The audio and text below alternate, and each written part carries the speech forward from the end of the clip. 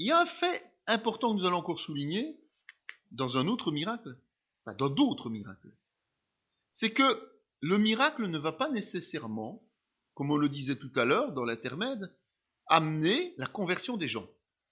D'abord, il y a tous ceux qui égoïstement courent après les miracles pour leur petite personne et qui n'ont rien à faire du message de Jésus. D'accord? Mais pire que cela, le miracle va provoquer de l'opposition.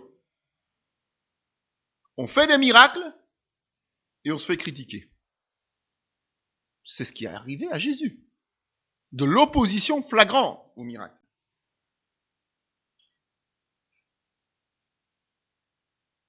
Il y a 3 miracles dont on peut parler à ce niveau-là et qui sont vraiment importants. Il faut bien les examiner parce que c'est... On a d'abord la guérison d'un démoniaque aveugle et muet dans Matthieu 12. Vous trouverez aussi le même récit dans Luc, un peu plus réduit. Alors on lui amena un démoniaque aveugle et muet, et il le guérit de sorte que le muet parlait et voyait. Toute la foule étonnée disait, n'est-ce point là le fils de David? Les pharisiens ayant entendu cela dire, cet homme ne chasse les démons que par Béelzébul, prince des démons.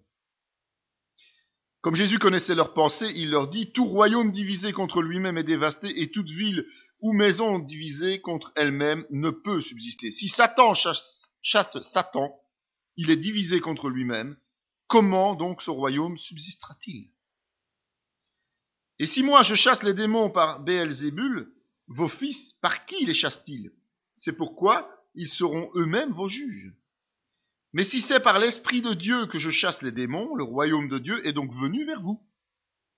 Ou comment quelqu'un peut-il entrer dans la maison d'un homme fort et piller ses biens sans avoir auparavant lié cet homme fort? Alors seulement il pillera sa maison. Celui qui n'est pas avec moi est contre moi, et celui qui n'assemble pas avec moi disperse. C'est pourquoi je vous dis, tout péché et tout blasphème sera pardonné aux hommes, mais le blasphème contre l'Esprit ne sera point pardonné. Quiconque parlera contre le Fils de l'homme, il lui sera pardonné, mais quiconque parlera contre le Saint-Esprit, il ne lui sera pardonné ni dans ce siècle, ni dans le siècle à venir. Vous dites que l'arbre est bon et que son fruit est bon. Vous dites que l'arbre est mauvais et que son fruit est mauvais, car on connaît l'arbre par le fruit. Race de vipères, comment pourriez-vous dire de bonnes choses, méchants comme vous l'êtes? Car c'est de l'abondance du cœur que la bouche parle. L'homme bon tire de bonnes choses de son bon trésor, et l'homme méchant tire de mauvaises choses de son mauvais trésor. Je vous le dis, au jour du jugement, les hommes rendront compte de toute parole vaine qu'ils auront proférée. Car par tes paroles tu seras justifié, et par tes paroles tu seras condamné. Alors quelqu'un des scribes et des pharisiens prirent la parole et dirent, Maître, nous voudrions te voir faire un miracle. Il leur répondit, une génération méchante et adultère demande un miracle, il ne lui sera donné d'autre miracle que celui du prophète Jonas.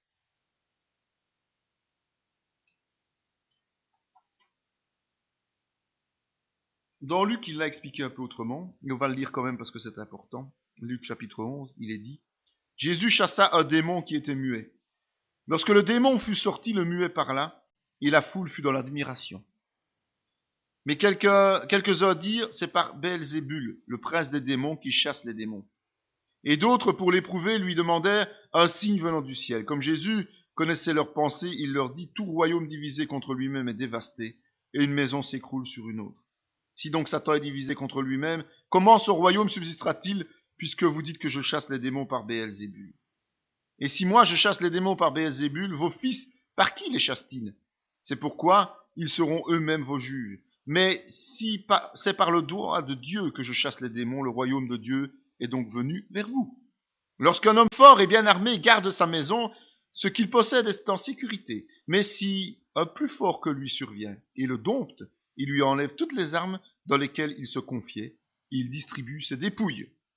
Celui qui n'est pas avec moi est contre moi, et celui qui n'assemble pas avec moi disperse. Lorsque l'esprit impur est sorti d'un homme, il va dans les lieux arides pour chercher du repos. N'en trouvant point, il dit, je retournerai dans ma maison d'où je suis parti.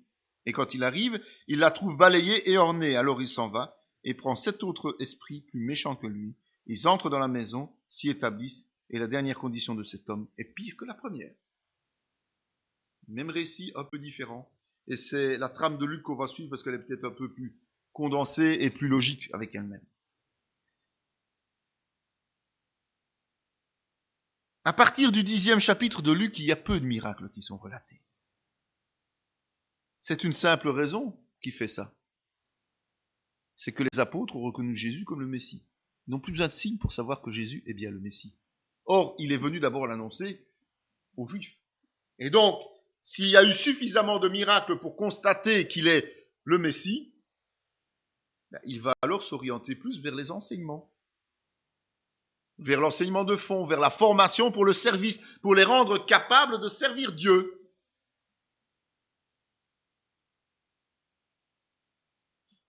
Et s'il y en a encore quelques-uns, c'est parce que dans le plan de Dieu, Jésus doit encore être confronté à ceux qui vont le juger. Donc progressivement, il va se heurter à des oppositions de plus en plus virulentes, même si la foule l'admire.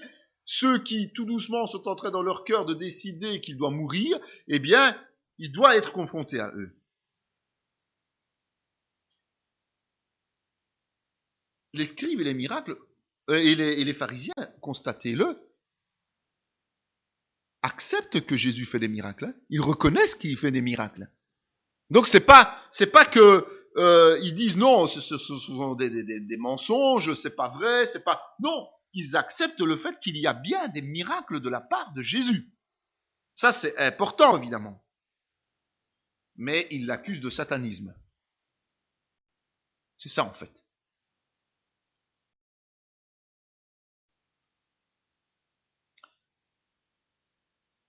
Et Jésus va utiliser une technique qu'il a l'art d'utiliser, évidemment.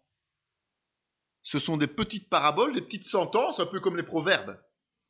Il va les utiliser pour démonter leur mécanisme et les confondre. D'abord, il va leur dire que leur raisonnement est illogique.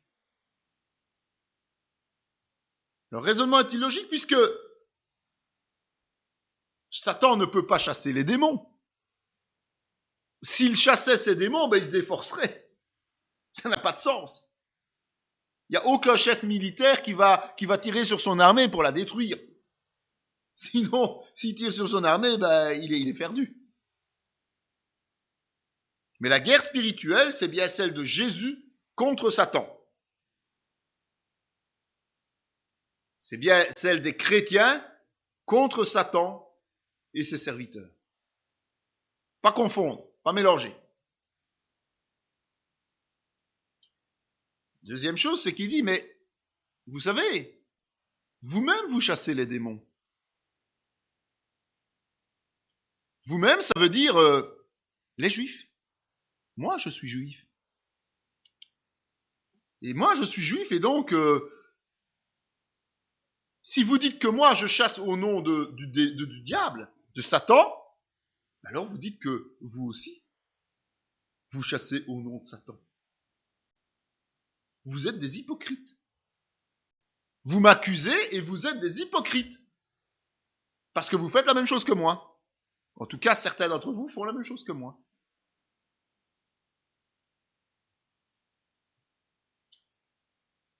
Donc cette démonstration-là, de puissance, prouve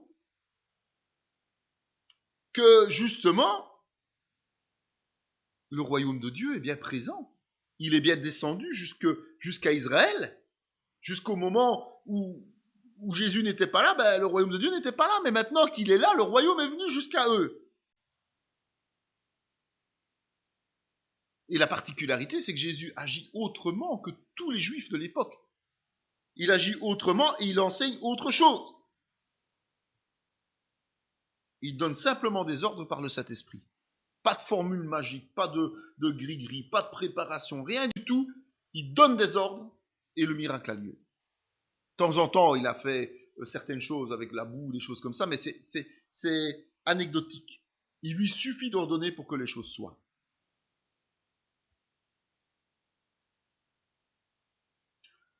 Parle de l'homme fort. Satan est considéré comme l'homme fort. Les démons sont considérés comme des hommes forts. Sa maison, c'est son domaine. C'est bien les âmes qui sont prisonnières de Satan. C'est-à-dire toutes celles qui sont dans le péché, toutes celles qui sont là, dans les ténèbres. Jésus fait une seule démonstration, très simple. Il est plus puissant que Satan. C'est pas une bagarre où il y a le moindre doute, bon, méchant, et puis on ne sait pas trop, et puis l'emporte et l'autre. Non, Jésus est plus puissant, point, c'est tout. Quand il décide, il gagne.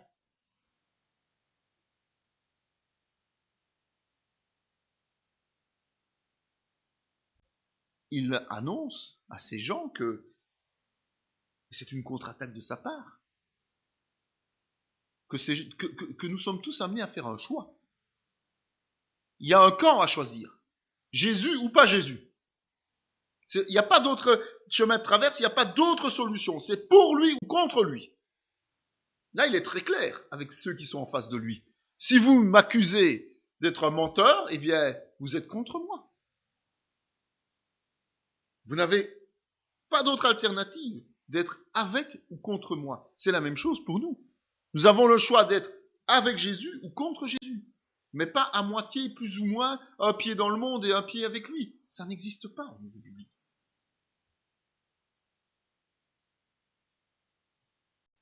Mais il met aussi en garde, évidemment. Parce que si on est délivré et qu'on ne suit pas Jésus,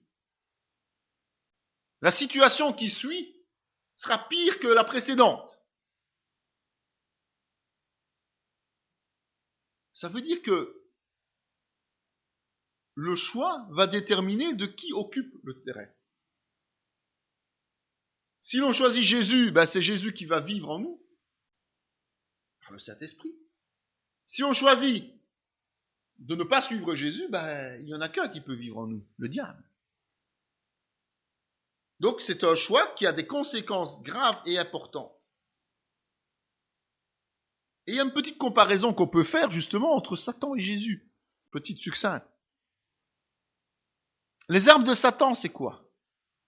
C'est la séduction, c'est le mensonge. Pour Jésus, c'est la vérité uniquement et pas d'alternative autre, pas d'arrondissement des angles. La vérité avec un grand V. Satan, il va accuser, il va culpabiliser sur base de la vérité. Rappelez-vous Jésus dans le désert. Il va utiliser des passages bibliques, des passages des Écritures, comme avec Ève, pour essayer de nous faire tomber. Pour nous accuser, pour nous culpabiliser. Jésus, c'est l'œuvre du salut par la croix. Ça veut dire que lui, il paye le prix pour nous. Il n'est pas là pour nous accuser. Le Saint-Esprit est là pour nous convaincre de péché, mais c'est pas pour qu'on culpabilise, c'est pour qu'on lui présente pour avoir le pardon. C'est pas la même chose. Quand on prend conscience d'un péché, au lieu de se morfondre, de se culpabiliser pendant 20 ans, il suffit d'aller à la croix, de dire, écoute Seigneur, effectivement, j'ai commis cette faute, je te demande pardon, et l'œuvre de la croix a effacé. C'est quand même important de voir la différence. Satan va tout faire pour amener le péché au niveau de l'humanité. Donc plus il y a de péché, plus il est content. Plus on vit dans les ténèbres, plus il est content. Et Jésus, il a triomphé de Satan. Il a refusé de tomber dans le piège lors de la tentation dans le désert. Il a refusé d'abandonner l'œuvre du Seigneur à Gethsémanée. Et puis à la croix, quand le Père l'a ressuscité, il est clairement dit qu'il a vaincu Satan. D'ailleurs, il le jettera définitivement dans la fournaise. D'accord? Et c'est important de se rendre compte de ça. Parce que, oui, on peut dire que c'est dans le monde, mais malheureusement aussi dans l'Église. La technique de Satan est la même lorsqu'il agit dans l'Église. Donc si on se départit de la vérité pour commencer à faire du compromis, aller à l'encontre de oui, oui et du non, non, si on commence à tourner autour des choses pour ne pas dire les choses honnêtement et clairement, prendre position en toutes circonstances, on a déjà mis un doigt, on a déjà entrouvert la porte non pas à Jésus mais à Satan. Donc c'est important de se rendre compte que notre comportement dans l'Église peut importer l'œuvre de Satan ou peut totalement l'empêcher. Jésus condamne l'incrédulité, mais pas l'incrédulité qui est due à l'ignorance, parce qu'il a dit, rejetant les temps d'ignorance, il a décidé que aujourd'hui était le moment de se repentir. D'accord ? Ne tenant pas compte des temps d'ignorance. C'est pas cette incrédulité-là qu'il condamne. Il condamne l'incrédulité qui consiste à refuser justement d'avoir Dieu, d'avoir Jésus-Christ comme le seul chemin et seule vie. Il condamne en fait les gens qui ont reçu le message, mais qui l'ont refusé. Il condamne le chrétien qui a reçu l'enseignement et qui refuse de l'appliquer. C'est cela qu'il condamne. Et il relève les conséquences de ça. Une condamnation personnelle, et on vit dans le péché, tout simplement. On s'aborde le salut, puisqu'on le refuse. Et ça veut dire qu'on s'autodétruit. Tout simplement. Ça veut dire que celui qui rejette le cadeau de Dieu, cadeau du Père, au travers du sacrifice du Fils, n'a qu'à s'en prendre à lui-même. Tout simplement. Donc ne nous tracassons pas pour eux, c'est leur problème à eux. Ceux qui, quand vous avez témoigné, quand vous avez été la lumière pour eux, lorsque vous avez annoncé l'évangile, s'ils s'y refusent, vous en êtes dégagés. C'était déjà le principe de la sentinelle dans Ézéchiel 3. Dans Luc 11, il est dit, tandis que Jésus parlait ainsi, une femme, élevant la voix au milieu de la foule, lui dit, heureux le sein qui t'a porté, heureuses les mamelles qui t'ont allaité. Et il répondit, heureux plutôt ceux qui écoutent la parole de Dieu et qui la gardent. C'est pas tout à fait le même message. C'est pas tout à fait le même message. Dire que quelqu'un est heureux parce que, imaginons, nos parents nous voient, nous sommes chrétiens, qu'il est heureux, il est chrétien, ben ça va pas leur servir à grand chose à eux. Eux aussi doivent faire le pas. Voilà, en résumé. C'est vrai que cette femme, elle va l'interpeller au sujet de la bénédiction qu'a reçue Marie.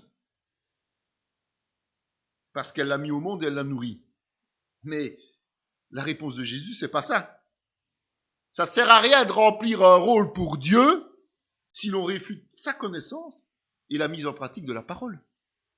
Parce que de toute façon, notre destinée, elle est toute écrite. Si on refuse, on refuse. On n'est pas heureux dans ce cas-là. Rappelez-vous quand il dit, ceux qui me diront Seigneur, Seigneur ne seront pas nécessairement ceux qui rentreront dans mon royaume. On discutait tout à l'heure, il y a beaucoup de gens qui servent Dieu, mais qui servent Dieu selon leurs propres critères et pas selon les critères que Dieu leur demande. Et puis ils ont la prétention d'être sauvés. Attention, notre service est-il conforme à sa demande? Ça c'est essentiel, c'est peut-être la question primordiale qu'il faut d'abord se poser. Agissons-nous selon sa volonté ou bien selon nos propres envies et nos propres critères? Un autre miracle qui permet de voir l'opposition aussi, c'est celui du paralytique à la piscine de Bethesda, dans Jean 5. Or à Jérusalem, près de la porte des brebis, il y a une piscine qui s'appelle en hébreu Bethesda, et qui a 5 portiques. Sous ces portiques étaient couchés en grand nombre des malades, des aveugles, des boiteux, des paralytiques, qui attendaient le mouvement de l'eau. Car un ange descendait de temps en temps dans la piscine et agitait l'eau, et celui qui descendait le premier après que l'eau ait été agitée était guéri, quelle que fût sa maladie. Là se trouvait un homme malade depuis 38 ans. Jésus, l'ayant vu coucher, et sachant qu'il était malade depuis longtemps, lui dit, « Veux-tu être guéri ?» Le malade lui répondit, « Seigneur, je n'ai personne pour me jeter dans la piscine quand l'eau est agitée. Et pendant que j'y vais, un autre descend avant moi. Lève-toi, lui dit Jésus, prends ton lit et marche. » Aussitôt cet homme fut guéri. Il prit son lit et marcha, c'était un jour de sabbat. Les Juifs dirent donc à celui qui avait été guéri, « C'est le sabbat, il ne t'est pas permis d'emporter ton lit. » Il leur répondit, « Celui qui m'a guéri m'a dit, prends ton lit et marche. » Ils lui demandèrent, « Qui est l'homme qui t'a guéri ? Qui t'a dit, prends ton lit et marche. » Mais celui qui avait été guéri ne savait pas qui c'était, car Jésus avait disparu de la foule qui était en ce lieu. Depuis, Jésus le trouva dans le temple et lui dit, « Voici, tu as été guéri. Ne pêche plus, de peur qu'il ne t'arrive quelque chose de pire. » Cet homme s'en alla et annonça aux Juifs que c'était Jésus qui l'avait guéri. C'est pourquoi les Juifs poursuivaient Jésus parce qu'il faisait ces choses le jour du sabbat. Mais Jésus leur répondit, « Mon Père agit jusqu'à présent. Moi aussi j'agis. À cause de cela, les Juifs cherchaient encore plus à le faire mourir, non seulement parce qu'il violait le sabbat, mais parce qu'il appelait Dieu son propre Père, se faisait lui-même égal à Dieu. »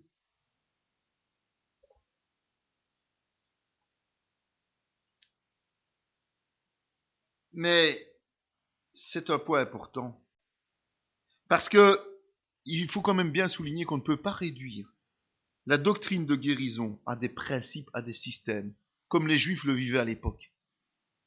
Le premier qui sautait dans la piscine était guéri, les autres restaient là. Ça, c'est un système. D'accord? Et beaucoup résument ça à ça. Si je fais ça, parce que l'autre a été guéri, parce qu'il a agi de telle manière, eh bien moi, je vais agir de la même manière et je serai guéri aussi.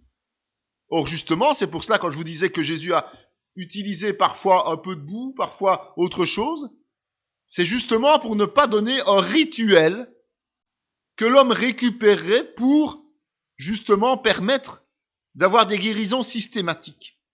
On ne peut pas réduire la doctrine de la guérison à des principes. Parce que Dieu agit comme il le veut et sans avoir à se justifier.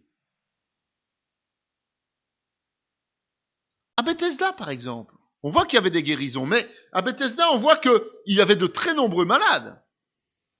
Des malades qui venaient tous pour une chose, espérer la guérison, espérer le miracle. Ce miracle avait lieu régulièrement par l'intermédiaire d'un ange. Mais Jésus, lui, a choisi un seul homme, un seul parmi eux. Et il a laissé tous les autres malades. Il aurait pu sauver, guérir tout le monde à ce moment-là. Il aurait pu dire, ok, que tout le monde soit guéri.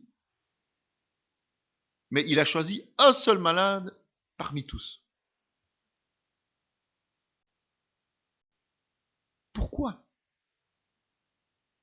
Mais parce que Jésus ne travaille pas à l'apparence.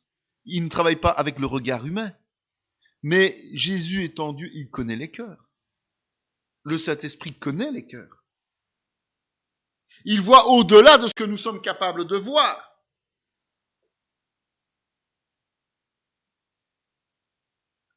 C'est pour cette raison-là que les guérisons sont des signes évidents, des signes certains de la puissance et de la compassion de Dieu, mais cela ne veut pas dire que tous les malades seront guéris. Et même dans une église où des gens ne guérissent pas, c'est pas pour ça qu'ils sont pécheurs. Attention, arrêtons de condamner les gens inutilement. Paul lui-même avait une écharde dans son corps, c'est-à-dire un problème de santé, qui l'obligeait à retourner vers le Seigneur régulièrement. Par contre, dans la Bible, dans l'évangile, dans les évangiles, il n'y a aucun fait qui relate que les personnes qui ont demandé la guérison à Jésus, aucun fait qui dise que Jésus ne les ait pas guéris. Chaque fois que quelqu'un est venu trouver Jésus et lui a demandé sincèrement cette guérison, eh bien, il a guéri. Soit la personne elle-même, soit la personne pour qui les autres intervenaient. Ben aujourd'hui, c'est pareil. Hein. Peut-être que si on veut être guéri, ben, il faut qu'on cherche après cette guérison. Il faut que ce ministère reprenne de l'autorité dans l'Église. Il faut qu'il reprenne sa place normale dans l'Église. Pas la place de show, pas la place avant Jésus, mais la place normale, c'est-à-dire comme conséquence que le Saint-Esprit va nous amener vers des gens pour qui nous allons prier, mais ces gens vont d'abord venir vers Jésus-Christ. Et pas nous appeler en disant « Ah, qui veut être guéri ?» Bah oui, tout le monde veut être guéri. C'est pas la question. C'est est-ce que vraiment tu appelles à la guérison? Tu appelles cette guérison par Jésus-Christ. C'est ça le principe. Il faut que ça renaisse dans les églises. La guérison, ça doit tenir une place importante dans l'église. Comme ça l'a fait dans le ministère de Jésus. Quand je dis guérison, c'est miracle au sens large. Ce sont toutes guérisons. Mais ce qui se passe beaucoup aujourd'hui dans nos églises, c'est que des guérisons n'ont plus lieu, des miracles n'ont plus lieu, et on remplace tout ça par des œuvres sociales. C'est sûr qu'il faut veiller au bien-être de chacun. D'ailleurs, c'est ce que les apôtres ont décidé en nommant des diacres pour s'occuper des veuves notamment. Donc il faut qu'on pourvoie aux besoins. Mais ce n'est pas la priorité, loin de là. Or aujourd'hui, on voit que quasiment toutes les obédiences chrétiennes ont plus de social que de miracles. C'est pas le sens logique de la parole. Le sens logique de la parole, c'est que l'Église doit être puissante. Et cette puissance, elle se voit au travers des miracles. D'accord? Et pas au travers des œuvres sociales que l'on accomplit. Il faut accomplir, mais les œuvres sont toujours la suite de la foi. Or, le miracle, c'est un signe de foi. Chaque fois, Jésus a dit, ta foi t'a sauvé, ou ta foi a sauvé telle personne. D'accord? Eh bien, aujourd'hui, si nous avons une foi suffisante, elle doit sauver. Elle doit sauver, elle doit guérir. Et dans les œuvres que nous faisons par l'Esprit, il y aura des œuvres sociales, de l'hébergement, de l'accompagnement, mais la priorité, c'est l'annonce du salut, et ce sont les signes qui suivent, évidemment. Dans ce contexte-là, on voit qu'il y a une opposition, encore une fois. Une opposition qui vient des ultra-religieux. Ceux qui se targuent de respecter publiquement la loi au détriment de ceux qui souffrent. Ils visent l'admiration personnelle, c'est l'orgueil personnel qui est là, plutôt que l'intimité avec Dieu le Père. Ce sont des gens, des m'as-tu-vu, des légalistes, en fait. Ils ne peuvent pas souffrir quoi dans ce passage-là? La transgression du sabbat. Pour eux, le sabbat est plus important que la guérison et le miracle. Que la puissance de Dieu, en fait. Donc ça veut dire que si Dieu a instauré le sabbat, eh bien Dieu n'a pas le droit d'agir le jour du sabbat. Si on résume bien. Vous imaginez jusqu'où on va raisonner. Dieu instaure le sabbat, mais il n'a pas le droit de, lui, transgresser cette règle. Or, la règle, elle n'est pas pour lui, elle est pour les hommes. Jésus est Dieu. Il avait le droit. Lorsque il y a un miracle dans nos églises le dimanche, c'est tout à fait valable, puisque c'est le Saint-Esprit Dieu qui agit, c'est pas l'homme. Soyons clairs. Dieu n'est pas soumis au sabbat. Hein. C'est lui qui l'a imposé aux hommes. Je le rappelle, dans notre intérêt, pas pour en faire une règle, justement, qui nous empêche de vivre dans la liberté. C'est pour que nous nous reposions entre nous et que nous apprenions à avoir un temps d'intimité avec Dieu. Donc c'est dans notre intérêt. Deuxième point, c'est que la loi a un nouvel éclairage en étant expliquée et vécue par Jésus. Et ça, ils ne peuvent pas l'accepter. Ils ne peuvent pas accepter qu'il y ait le discernement de la loi qui est accompli maintenant par Jésus, et donc une manière morale et spirituelle de voir les choses qui n'est plus une réglementation administrative, tout simplement, que Dieu a instaurée au travers de la loi. Et la troisième chose qu'il ne peut pas supporter, évidemment, c'est qu'il se présente comme Dieu, fils de Dieu. Ça, vous imaginez qu'ils ne peuvent pas supporter. Parce que pour eux, s'ils acceptaient la moindre once de cette vérité, en fait, tout ce qu'ils ont mis des décennies à construire, toutes ces règles qu'ils ont ajoutées à la loi de Dieu, tout ce rituel qu'ils ont mis en place, tout ce qu'ils ont décidé et qui les a enrichis. Soyons clairs quand même. Eh bien, ça s'effondrerait. Et ils ne peuvent pas tolérer ça. Ils seraient obligés, par la foi, de rompre avec leur fameuse carapace, de briser leur carapace d'orgueil, de m'as-tu vu, de je suis bien placé, pour laisser apparaître quoi? Des cœurs humbles et des cœurs de serviteurs. C'est pas du tout dans leur concept, ça. C'est pas du tout dans leur concept. Le dernier miracle qui nous montre encore une opposition, il y en a d'autres, mais c'est important ceux-là, c'est la femme au dos courbé, qui se trouve aussi dans Luc, chapitre 13.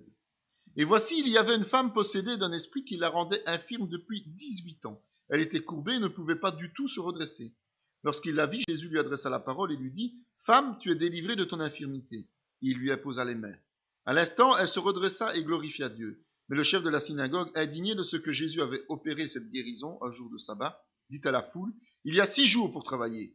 Venez donc vous faire guérir ces jours-là, et non pas le jour du sabbat. » Hypocrite, lui répondit le Seigneur. Est-ce que chacun de vous, le jour du sabbat, ne détache pas de la crèche son bœuf ou son âne pour le mener à boire? Et cette femme qui est une fille d'Abraham et que Satan tenait liée depuis 18 ans, ne fallait-il pas la délivrer de cette chaîne le jour du sabbat?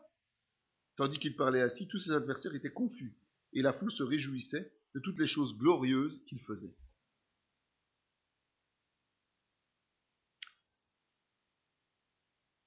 Petite remarque quand même, parce qu'on a toujours tendance à parler d'une femme âgée, mais il ne s'agit pas nécessairement d'une femme âgée. D'accord ? On parle d'une femme qui était invalide depuis 18 ans. Elle pouvait peut-être qu'en avoir que 25, soyons clairs. Donc c'est peut-être quelqu'un de jeune. Mais 18 ans, handicapée par un démon qui la mettait dans une position d'infirmité, c'était terrible. Et c'est vrai que il y a une grosse différence entre la médecine, qui va diagnostiquer quelque chose, une maladie, au travers des symptômes, mais c'est autre chose d'avoir le discernement spirituel comme Jésus l'avait, et de comprendre que dans ce cas-ci, c'était un démon qui la validait. Ça, le médecin, il va jamais pouvoir le diagnostiquer entre nous. Et c'est pour ça que les médecins n'ont rien pu faire. Dans ce cas-ci, c'est le diable vraiment qui a donné l'accès à la maladie. C'est son comportement pécheur, évidemment, qui a permis à ce que le diable ouvre la porte. Mais ça, faut quand même rester prudent. Et rester logique. Et avoir le discernement au niveau de la connaissance de la parole. Toutes les maladies n'ont pas une origine démoniaque. Soyons sûrs de ça. Parce qu'alors, pourquoi y aurait-il encore des problèmes de maladie, ne fût-ce que, comme j'ai toujours dit, une grippe, un rhume ou n'importe quoi, chez les chrétiens? Il est seulement dit que lorsque nous serons là-bas, auprès du Seigneur, pour l'éternité, notre corps ne souffrira plus la maladie, mais jusque-là, c'est la conséquence du péché originel, comme on peut l'appeler, en tout cas de la chute. Et donc, il est normal qu'on subisse encore dans notre corps autant un vieillissement que des maladies. Et comme je dis souvent aussi, il faut bien mourir de quelque chose. Et le 3/4 du temps, c'est quand même d'une maladie. Mais, il y a un pourcentage. Il y a aussi un autre pourcentage de maladies qui n'est pas dû au démon lui-même, mais à notre propre chair. C'est-à-dire notre refus de respecter Dieu. Et c'est très facile dans les églises. J'ai déjà vu des gens qui, dès qu'il y a le moindre problème, c'est une attaque, c'est un démon, c'est ceci, c'est cela. En fait, on déresponsabilise sa propre responsabilité personnelle. On l'enlève. On n'est plus responsable de rien, c'est le diable. Est-ce que vous vous rendez compte qu'avec de tels raisonnements, qui existent dans beaucoup d'églises aujourd'hui, plus personne ne peut prendre conscience de son état de pécheur, donc plus personne ne peut faire repentance, et donc plus personne ne peut recevoir le pardon. Et puis on s'étonne qu'on n'est pas bien. Ah oui, voilà. Il faut que nous crucifions notre chair d'abord. C'est-à-dire mourir à nous-mêmes avant d'envisager de chasser des démons. Et d'estimer que telle ou telle maladie est due à un démon. D'accord ? D'abord, mourir à nous-mêmes. D'abord, rentrer dans l'obéissance au Seigneur. C'est peut-être la meilleure chose à faire. Après, on verra un peu s'il y a lieu de chasser un démon. S'il y a effectivement bien un démon à l'origine d'une maladie ou pas. Évidemment, ça enclenche de nouveau la même guerre que précédemment. C'est un conflit entre un chef religieux légaliste et hypocrite et Jésus qui lui a compassion Il est pragmatique. Quand je dis pragmatique, ça veut dire que c'est le sabbat, ok, c'est le jour du Seigneur, mais surtout la personne est là, malade devant lui, mais il ne va pas attendre le lendemain pour le guérir. Hein. Il a guéri tout de suite. Ah oui. Pourquoi remettre au lendemain ce qu'on peut faire le jour même? C'est la sagesse, entre guillemets, humaine qui dit ça. Alors d'autant plus pour Jésus. Pour Jésus, ce qui est important, c'est qu'il est nécessaire d'outrepasser les règles établies pour secourir ceux qui souffrent. Attention, je dis bien les règles religieuses, je ne dis pas les règles légales. D'accord, il est dit que nous sommes soumis aussi aux gouvernants et autres. Mais il nous arrive aussi dans le monde de devoir outrepasser des règles si celles-ci vont à l'encontre de la vérité. Il y a beaucoup de discussions aujourd'hui sur l'avortement, sur le mariage homosexuel, sur les divorces et remariages et autres. Le chrétien doit être très clair sur ses positions. Et donc, il doit parfois outrepasser la loi en disant « je ne suis pas d'accord ». Et je ne participe pas à ça, je ne me mets pas dans la compromission. Ma priorité, c'est Dieu et c'est la parole de Dieu. Il faut savoir le faire. C'est ça être pragmatique, c'est ça être rempli de compassion. D'accord ? Il arrive aussi que lorsque la parole de Dieu ne peut pas arriver quelque part, mais certains ont pris sur eux de faire passer des Bibles en contrebande, entre guillemets. Ont réussi à faire entrer la parole de Dieu dans des pays fermés. Ne le faisons pas pour notre profit personnel et nous en vanter après, comme j'ai déjà eu le cas. Mais faisons-le si le Saint-Esprit nous pousse à le faire, dans l'obéissance du Seigneur.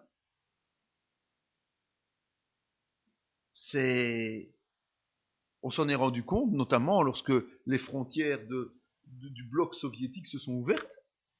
Il y avait des chrétiens évangéliques, alors que personne n'était censé être entré dans le bloc soviétique. Et il y avait des églises vivantes, puissantes, qui évidemment ont pris un essor extraordinaire. Grâce à cela, il y en a en Chine. Alors que pendant des années, la Chine a interdit la moindre entrée de chrétiens. Mais comment voulez-vous que ce soit entré? De façon illégale, quelque part. Mais illégale d'une manière saine. C'est-à-dire la parole de Dieu doit être annoncée là où elle doit l'être. Et où Dieu a décidé que c'était le moment. Et là, les gens qui se lèvent le font. Donc, c'est la même chose qu'avec le sabbat. Alors, il y a des chrétiens qui vont dire « Ah non, on ne peut pas enfreindre la loi de ce pays. Si le pays, on ne peut pas introduire de Bible, on ne peut rien faire. » Et donc, on doit laisser mourir toute une population, spirituellement, parce qu'on n'a certainement pas le courage, c'est souvent ça, de faire ce que Dieu nous demande. Alors, on préfère trouver des arguments en disant « Oui, mais on ne peut pas. » Exactement comme là, ils n'avaient pas le courage de se mettre dans l'obéissance du Seigneur, ils étaient légalistes. Alors évidemment, le sabbat, on préférait se reposer tranquille, plutôt que de faire des miracles qu'ils ne savaient même plus faire à ce moment-là. Et c'est important quand même de mesurer la différence entre la parole de Dieu, le respect de la parole de Dieu, et les règles des hommes. C'est souvent là, évidemment, qu'on court les plus grands dangers en tant que chrétien. Danger de réputation, danger légaux aussi, parfois. Quand un pasteur en Suède refuse de marier des homosexuels, il va en prison. Voilà. Mais les pasteurs dignes de ce nom vont en prison. Et ils le font. Et ils louent le Seigneur comme Paul et Pierre l'ont fait. C'est ça, servir Dieu. C'est rien d'autre. Le miracle suivant, donc ce sont les 10 lépreux et le seul qui rend grâce. Dans Luc 17, 11, 19. Jésus, se rendant à Jérusalem, passait entre la Samarie et la Galilée. Comme il entrait dans un village, 10 lépreux vinrent à sa rencontre. Se tenant à distance, ils élevèrent la voix et dirent « Jésus, Maître, aie pitié de nous ». Dès qu'il les eut vus, il leur dit « Allez vous montrer au sacrificateur ». Et pendant qu'ils y allaient, il arriva qu'ils furent guéris. L'un d'eux, se voyant guéri, revint sur ses pas, glorifiant Dieu à haute voix. Il tomba sur sa face aux pieds de Jésus et lui rendit grâce. C'était un Samaritain. Jésus, prenant la parole, dit « Les 10 n'ont-ils pas été guéris? Et les 9 autres, où sont-ils?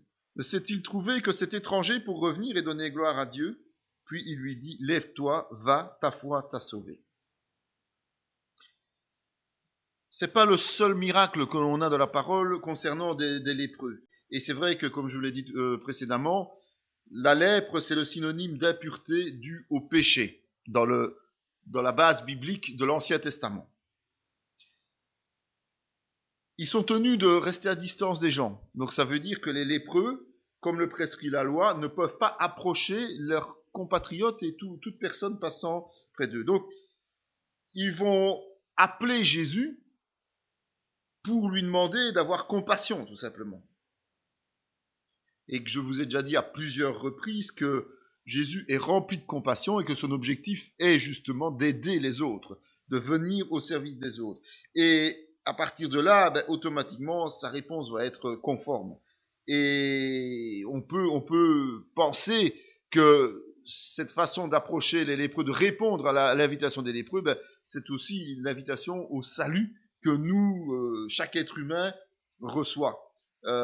Et ce salut qu'on reçoit évidemment quand on place notre foi et notre confiance en Jésus-Christ. Les lépreux, la loi dit ceci dans Lévitique 14, « Voici quelle sera la loi sur le lépreux pour le jour de sa purification.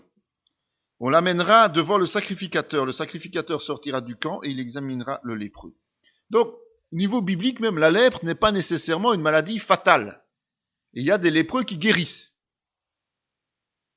Et c'est prévu que cette guérison doit être actée, confirmée, vérifiée par le sacrificateur qui est le représentant, le ministère de Dieu sur terre, du temps de la loi. Et Jésus respecte cette loi. N'oubliez pas que Jésus est venu alors que c'était toujours la loi en Israël. Donc il respecte ces lois et il les envoie se faire examiner chez le sacrificateur. Mais il y a quand même un détail important qu'il faut souligner, c'est qu'il les envoie avant qu'ils ne soient guéris. Donc quand il décide de les envoyer, ils ne sont pas encore guéris. Ça veut dire qu'ils vont par la foi. C'est-à-dire qu'ils réalisent un acte d'obéissance. Jésus leur dit, vous y allez, ils y vont. Et c'est seulement en chemin que le miracle s'accomplit. Ce qui est assez extraordinaire quand même. Mais le salut, c'est exactement pareil. Quand on va vers Dieu, on y va avec toutes nos souillures, toutes nos salissures, toute notre injustice. Et au moment où on fait repentance, où on va vers Dieu, eh bien, on est instantanément purifié sur le chemin pour aller vers Dieu. Et quand on arrive, comme le sacrificateur à l'époque déclarait la personne pure, eh bien, quand nous arrivons à Jésus-Christ, eh bien, nous sommes déclarés justes. Nous sommes nettoyés de notre maladie. Le sacrificateur sortira du camp et il examinera le lépreux. Si le lépreux est guéri de la plaie de la lèpre, le sacrificateur ordonnera qu'on le prenne. Pour celui qui doit être purifié, 2 oiseaux vivants et purs, du bois de cèdre, du cramoisi et de l'hysope. Quand il y a une guérison comme la lèpre, lorsqu'on constate qu'il y a une guérison, eh bien, la loi ordonne un sacrifice particulier. Sacrifice de 2 oiseaux, et ces 2 oiseaux, ça préfigure évidemment le sacrifice que Jésus va faire. Alors, on tue un premier oiseau, et son sang est placé dans un vase, et le vase, ça représente le sang dans ce vase, la mort de Jésus, la mort purificatrice pour chacun, substitutive pour chacun de nous. Et puis le second, on le trempe dans le sang, d'accord?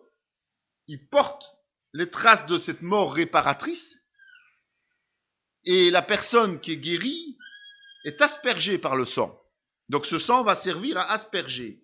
Et donc, il y a d'abord le sang substitutif, donc la mort substitutive de Jésus. C'est le premier oiseau qu'on tue et dont on verse le sang dans le vase. Et le deuxième, c'est que on prend le deuxième oiseau et on asperge avec lui la personne qui, justement, pour qui le premier oiseau a été tué, donc pour qui Jésus est mort. Donc, substitutif, et puis le bénéficiaire. Et ce bénéficiaire, cet oiseau-là, n'était pas tué. En fait, cet oiseau-là était badigeonné, il était relâché, et il s'envolait. En fait, c'était symbolique, ça montrait que, en partant, cet oiseau éloignait le péché définitivement de la personne qui avait été guérie de la lèpre. Autre point important, c'est de se dire que, une fois que les 10 lépreux sont guéris, il y en a un seul qui vient remercier Jésus. Et c'est quelque chose qui réjouit Jésus. Clairement, dans le passage qu'on vient de lire, ça le réjouit. Ça le réjouit pourquoi? Parce que ce n'est pas simplement un acte de politesse. Le lépreux ne vient pas simplement dire bonjour. Non, c'est parce que il est reconnaissant envers Jésus-Christ, notre sauveur, donc son sauveur. C'est un signe de richesse spirituelle, c'est un signe de renouveau spirituel, c'est un signe pour le chrétien de nouvelle naissance quelque part.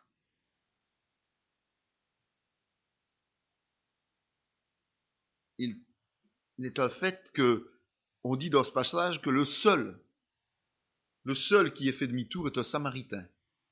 Quand on pense que les Juifs disaient des Samaritains, c'est quand même assez. C'est pas la première fois qu'on parle de Samaritains. C'est pas la première fois qu'on souligne ce problème. Le Samaritain, dans le judaïsme, est le plus éloigné de Dieu quelque part, puisqu'il est considéré comme étant indigne. C'est lui qui fait le moins les règles juives. Il les fait, mais à sa manière quelque part. Et même les sacrifices, il ne les fait pas à Jérusalem, il les fait sur leur montagne. Mais ça prouve quand même deux choses importantes. La première, comme on en a parlé tout à l'heure, c'est que le salut, tout d'abord, est universel. Donc il s'adresse à tous les hommes, quelle que soit sa condition.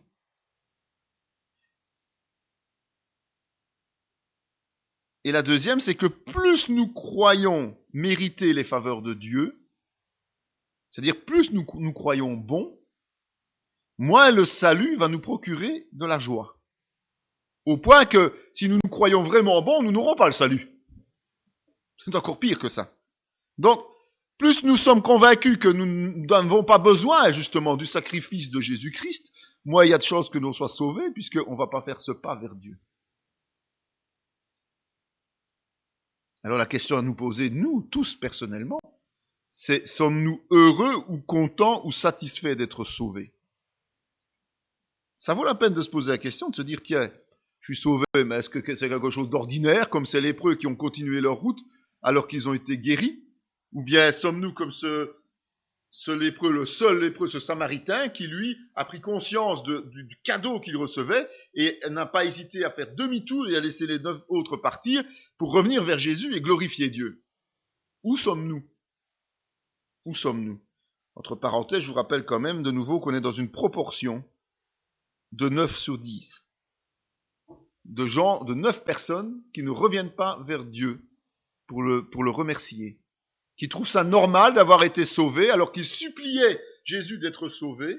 Eh bien, ces 9-là ne se sont pas retournés pour venir dire merci à Dieu. Un seul l'a fait. Un seul. Et c'est le moins pur au niveau de l'œil humain, soyons clairs, le moins méritant au niveau de l'œil humain qu'il a de nouveau fait. Quand Jésus a dit qu'il venait pour les malades et pas pour les bien portants, c'est exactement cette définition. Mais la proportion est impressionnante quand même. Souvent, les proportions sont comme ça. Alors, on ne comprend pas pourquoi il y a si peu de conversions proportionnellement à la population. Ben voilà pourquoi. Parce que beaucoup se croient ne pas avoir besoin des faveurs en tout cas, croient ne pas avoir besoin de Dieu pour être croyant, pour être chrétien, pour être digne d'aller au paradis. D'ailleurs, dernièrement, ces jours-ci, il y a une enquête dans un journal sur les catholiques et hier, j'entendais à la télévision que peu de catholiques encore croient à l'enfer. C'est plus pratique. Si on ne croit pas à l'enfer, pourquoi faire des efforts? On n'a plus besoin de Jésus pour nous sauver, hein, puisque l'enfer n'existe pas, il n'y a que le paradis et le purgatoire, évidemment. Mais là, on peut racheter sa bonne conduite. Mais c'est grave d'en arriver là parce qu'on fait mentir la parole de Dieu, ça c'est évident. Donc, puis il y a d'autres miracles d'aveugles, les aveugles qui recouvrent la vue. Il y a plusieurs récits là-dessus. Et souvent, c'est assez surprenant. Mais Il faut bien se dire que si on prend l'exemple des aveugles et tant d'exemples d'aveugles, c'est parce que on est dans une période, donc au moment où Jésus arrive sur terre, de cécité spirituelle, évidemment.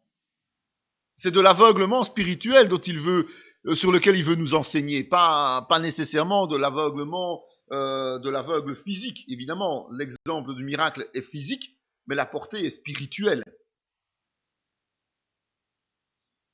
Donc le premier, c'est deux aveugles et un muet. Et ça se situe juste après le miracle de la fille de Jaïrus que nous avons vu tout à l'heure.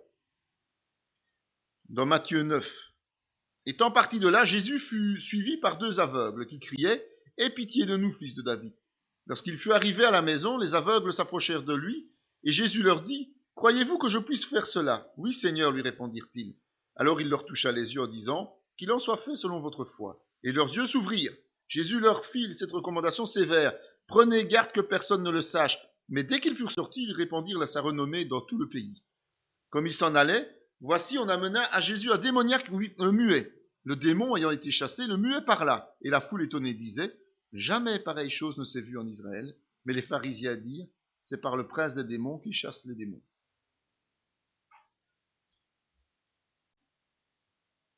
Dès le départ, manifestement, ces aveugles perçoivent en tout cas la présence de Dieu, la présence de la royauté de Jésus-Christ. On voit que quand ils s'adressent à Jésus, ils parlent du fils de David. Donc ils reconnaissent Jésus, ils ne le voient pas encore, mais ils reconnaissent déjà quelque chose de particulier dans Jésus-Christ. Essayez de vous rappeler quand vous êtes arrivé au Seigneur, avant votre conversion, vous avez commencé à prendre conscience que Dieu, c'était pas ce que vous saviez jusqu'à présent ou ce que vous aviez vécu ou pas vécu, mais vous avez commencé à être interpellé par la personne de Jésus-Christ ou par Dieu lui-même. Et vous vous êtes dit, tiens, voilà. Donc, on perçoit quelque chose sans comprendre. On comprend pas, mais on perçoit. Et c'est ça qui se passe avec ces aveugles. Et c'est pour ça qu'ils crient après lui et qu'ils vont à sa rencontre. Vous voyez la différence avec les lépreux qui n'osent pas s'approcher de lui parce qu'ils sont injustes. Mais ici, ces aveugles vont vers lui. Ils vont vers lui. En fait, Jésus agit d'une façon particulière. Et lorsque l'on doit arriver vraiment à la conversion, ce qui se passe, c'est qu'à un moment donné, il va se faire désirer de nous. Il va commencer à susciter en nous l'envie de découvrir quelque chose de particulier. Et c'est son appel. Donc, quand on dit il frappe à la porte pour nous offrir le salut, mais il ne frappe peut-être pas d'une façon unique. Il frappe, il insiste un peu pour qu'on se décide à venir ouvrir. Vous savez, parfois, quand quelqu'un veut aller chez quelqu'un d'autre, il va sonner, et puis s'il trouve que le temps est un peu trop long, il va ressonner avant de partir. Il va quand même insister, s'il sait que la personne est chez elle, par exemple. Ou quand on téléphone et qu'on sait que la personne est là, mais elle peut être occupée, elle va pas répondre tout de suite, donc on va ressonner ou laisser sonner le téléphone jusqu'à ce qu'elle décroche. Eh bien, c'est un peu ça. Jésus va commencer à se faire désirer, et il va commencer à nous engager dans quelque chose qui va nous pousser à chercher après, en réalité. Donc, il nous appelle, mais nous on va s'engager dans une relation où, comme les aveugles, on va crier, on va aller vers lui. Et ça, c'est pour nous rendre la vue, c'est-à-dire nous faire naître de nouveau.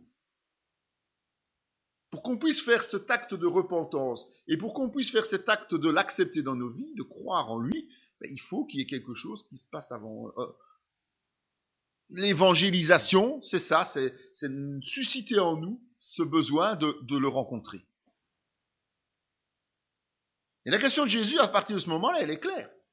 Du moment où on va aller vers lui, parce que quand il dit « je suis à la porte, je frappe », il faut qu'on rouvre cette porte. Eh bien, quand on décide d'aller vers lui, la question est claire, c'est « croyez-vous » ? Et la foi, de nouveau, c'est la source de la puissance, c'est la source de la guérison, c'est la source de la nouvelle naissance. C'est par la foi que tout se passe. Mais ce que ça nous enseigne, c'est que même si on a l'occasion de voir ces choses nouvelles, donc la nouvelle vision, ça ne veut pas dire qu'on va obéir.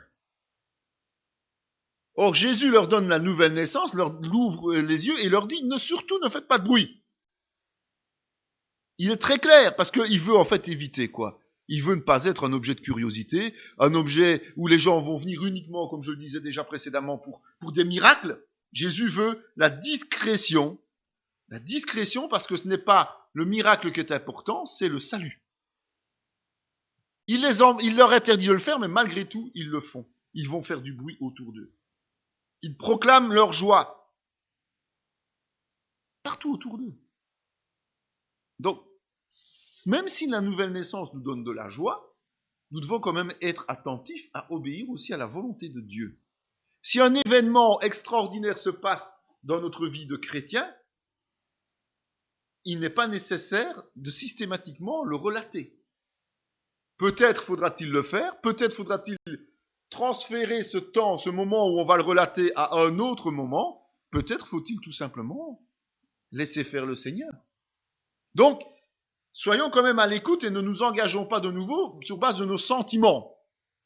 Parce que nos sentiments vont nous pousser à tout de suite faire du bruit comme ces aveugles. Or là, c'est bien une preuve qu'ils ont échoué dans leur engagement parce qu'ils ont laissé leurs sentiments l'emporter sur les instructions de Dieu. Pourtant, c'était quelque chose de positif. Ils ont été miraculés. Et Jésus leur dit, taisez-vous. Et ils ne savent pas se taire. Alors la première question, c'est, pour nous les chrétiens, c'est, avons-nous retrouvé la vue? Sommes-nous nés de nouveau? Logiquement, oui. La deuxième question, et c'est peut-être la plus importante pour tous ceux qui sont nés de nouveau, c'est à partir de là, est-ce que nous marchons dans la volonté de Dieu ou selon nos propres critères, comme ces aveugles le font?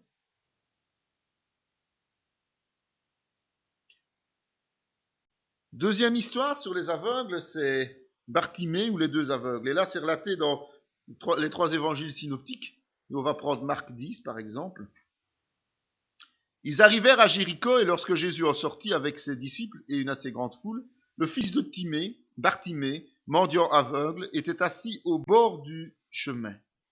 Il entendit que c'était Jésus de Nazareth, et il se mit à crier, « Fils de David, Jésus, aie pitié de moi. » Plusieurs le reprenaient pour le faire taire, mais il criait beaucoup plus fort, « Fils de David, aie pitié de moi !»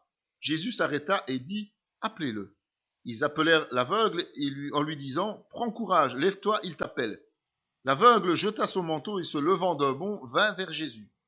Jésus, prenant la parole, lui dit, « Que veux-tu que je fasse ?» Rabouni, lui répondit l'aveugle, « Que je recouvre la vue. » Et Jésus lui dit, « Va, ta foi t'a sauvé. » Aussitôt, il recouvra la vue et suivit Jésus dans le chemin.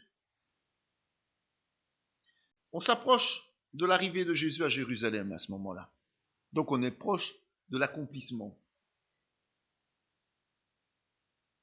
Et on se rend compte que la foule va vers Jésus, pas pour le reconnaître comme un sauveur de nouveau, mais c'est plutôt un centre d'intérêt, une curiosité, un objet de discussion et de dispute. On va voir Jésus parce qu'on a entendu parler de lui et on a envie de voir si ce qu'on a dit est vrai ou si exagération. Bon, et il est devenu un objet de curiosité. Notamment grâce à ces aveugles précédemment et d'autres personnes qui sont allées annoncer des choses qu'il a interdit de faire. Et les aveugles, ils crient parce que les aveugles, ils se rendent compte qu'ils ne voient pas. Pas difficile, vous allez me dire. Ben oui, mais ils crient et donc ça dérange les autres. Les autres qui, eux, sont là, non pas pour justement venir à Jésus, mais pour faire montre de curiosité et de pouvoir discuter entre eux, de pouvoir débattre, comme aujourd'hui on débat sur les religions, sur la foi, sur ceci, sur cela, alors que quand on gratte un peu, tous ces gens n'ont pas une once de la connaissance de Dieu en réalité. Ce sont des débats vains, des débats humains. Et c'est exactement ce qui se passe ici. Et alors c'est quand même marrant parce qu'on voit tous ces gens qui se croient aptes à pouvoir discuter sur Jésus et sur ses agissements, être dérangés par ceux qui se rendent compte qu'ils sont pécheurs, qu'ils sont aveugles, qu'ils ne comprennent pas ce qui est Dieu. Cela les dérange. Vous imaginez un instant ce que ça peut faire. Et là, il va encore s'agir d'un acte de foi.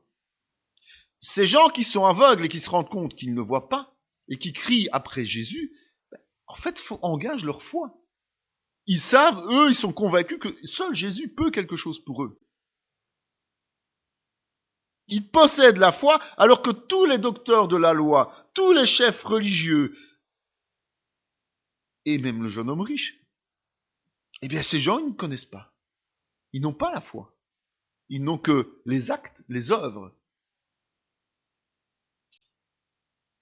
Ces aveugles vont reconnaître Jésus comme le fils de David. Or, pour un juif, dire que Jésus est le fils de David, c'est bien le reconnaître comme le Messie. Il n'y a pas d'ambiguïté. Il est le Messie. Ça prouve quelque chose de nouveau.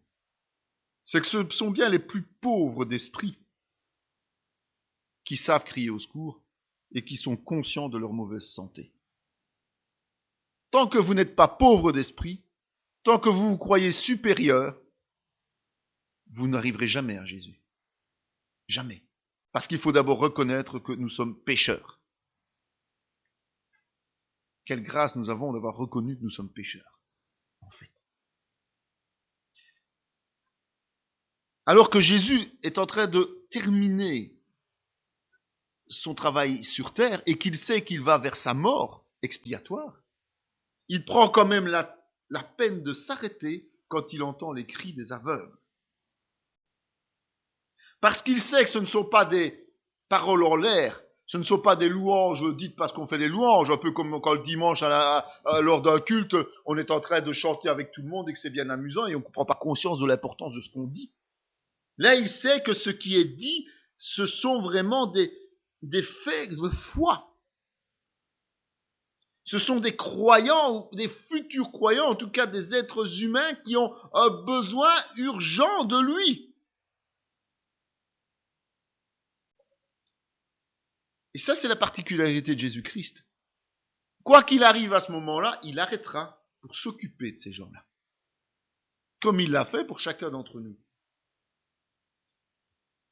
Et ces gens ont crié au secours après Jésus. Qu'est-ce que Jésus fait? Eh bien, il les appelle à son tour. Il les fait venir à lui. Il les fait s'approcher. À d'autres moments, il ira vers eux, en fonction des situations. À ce moment-là, c'est assez amusant parce que tous ceux qui étaient dérangés, on va dire, par leurs cris, alors là, les motive à y aller. Allez-y, allez-y, allez-y, prenez courage. Et lui, Bartimée, il se lève d'un bond, il s'engage à fond. C'est-à-dire qu'il ne réfléchit pas à ce moment-là. Jésus l'appelle, il fonce. Il laisse même tout ce qu'il a, c'est-à-dire un simple manteau. Mais tout ce qui pourrait le freiner dans sa course pour aller vers Jésus, il le balaye. Par la foi et sans perdre la moindre seconde. Ça, c'est extraordinaire. Et il y a un dialogue alors entre les deux. Et la question de Jésus, c'est « Qu'est-ce que tu veux que je fasse ?» Ça peut être une question risquée, évidemment, puisque Jésus sait que la personne qui est en face de lui, et tous ceux qui sont en général en face de lui, quand il pose cette question-là, c'est quoi? C'est faire le miracle, hein. Guéris-moi. S'il pose la question, c'est parce qu'il est sûr de lui. Mais s'il est sûr de lui, c'est parce qu'il sait qu'il a la capacité d'agir, parce qu'il a le pouvoir. Et ça, c'est important. N'allez jamais promettre à quelqu'un quelque chose, n'allez jamais poser une question à quelqu'un si vous n'êtes pas intimement convaincu que vous pourrez y répondre. Parce que vous allez faire des dégâts. Combien de fois des gens sont appelés par des serviteurs, qu'est-ce que tu veux? Tu veux être guéri? Oui, je veux être guéri. Ok, sois guéri. Et puis la fois suivante, je suis toujours pas guéri. C'est un manque de foi. Mais n'est-ce pas simplement le serviteur qui s'est engagé dans quelque chose qu'il ne sait pas assumer lui-même? Moi, je crois que c'est plutôt ça le problème. Et pour se couvrir de nouveau, c'est toi qui manques de foi, c'est pas moi. Moi, je sais que je peux te guérir, mais toi, tu sais. Non. Chaque fois que Jésus a fait cette approche, je vous ai dit, 100% ont été guéris. 100% ont été guéris. Mais il y a des tas de malades qu'il a laissés. des tas de démoniaques qui n'a pas les délivrés. Il y a des gens qui sont restés, rappelez-vous à Bethesda, il y en a un seul qui l'a appelé pour guérir. Les autres sont restés là. Il ne les a pas tous guéris. Mais ceux vers lesquels il s'est engagé, 100% des cas sont un résultat. Important, ça. C'est un peu comme je disais, quand un chrétien a un problème, c'est le démon, c'est le diable. Comme ça, on n'est plus responsable de soi-même. Tout ce qu'on peut faire, c'est pas notre faute, c'est la faute des autres. Eh bien, c'est exactement la même chose ici. Je suis un ministère, donc moi j'ai la puissance de Dieu. Donc si vous n'êtes pas guéri, c'est parce que vous manquez de foi. Mais est-ce que tu devais vraiment imposer les mains à cette personne-là? Est-ce que le Saint-Esprit t'avait convaincu que c'était le moment de la guérison? Autre chose, ça. Et la réponse de Bartimée, elle est simple aussi. Elle est précise. Voir. Je suis aveugle, je veux voir.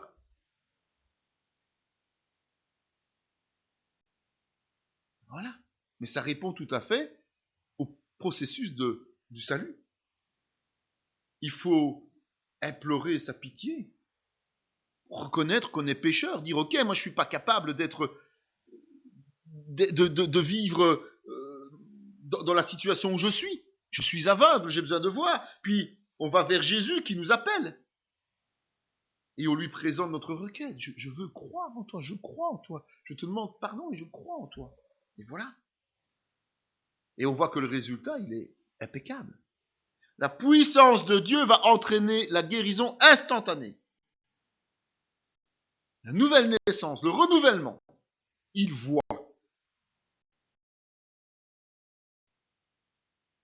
Spirituellement, évidemment, je ne dois pas vous l'apprendre, mais l'aveuglement, c'est un symbole, une caractéristique de l'humanité, du monde, qui vit dans le péché. Et la vue retrouvée, c'est la vie dans la foi, dans la lumière.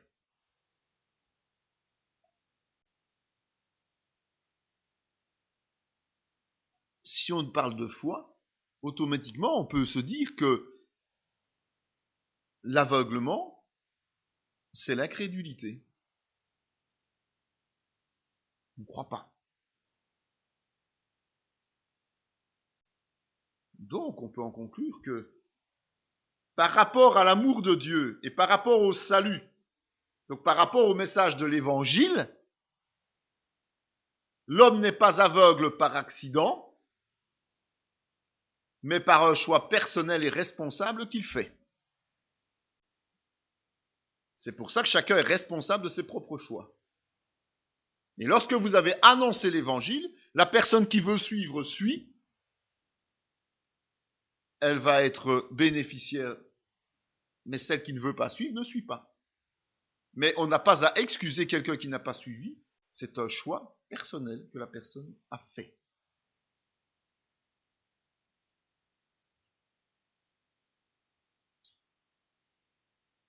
Ça veut dire aussi que, contrairement à ce qu'on aurait tendance à faire en tant qu'homme ou femme, de mépriser, le chrétien ne peut pas mépriser l'aveugle. Celui qui ne voit pas, il ne peut pas le mépriser. Il doit plutôt avoir pitié de lui.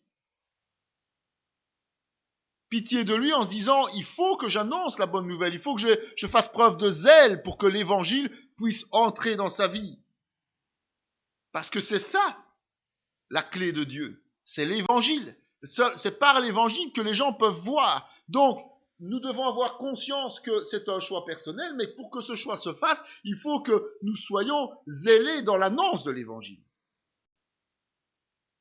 Il faut que on explique aux gens comment on peut voir, comment on peut recevoir le salut.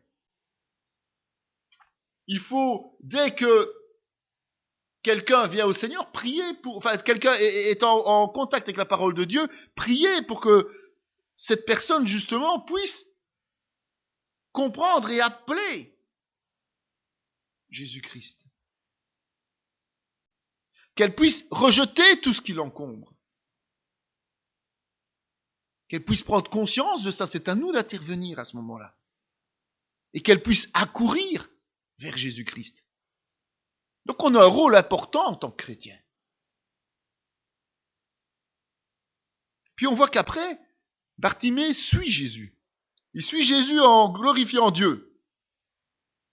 Ça, ce sont les vrais signes du salut par la foi. On est reconnaissant de Dieu, on glorifie Dieu et on suit Jésus, donc on obéit à Jésus-Christ. On va, et c'est pas hasard, il a choisi le terme de chemin. Est-ce que vous avez remarqué? Il est dit, il recouvra la vue, il suivit Jésus dans le chemin. Et quand on dit que Jésus est le chemin, eh bien c'est exactement ça, il a décidé d'obéir à Jésus.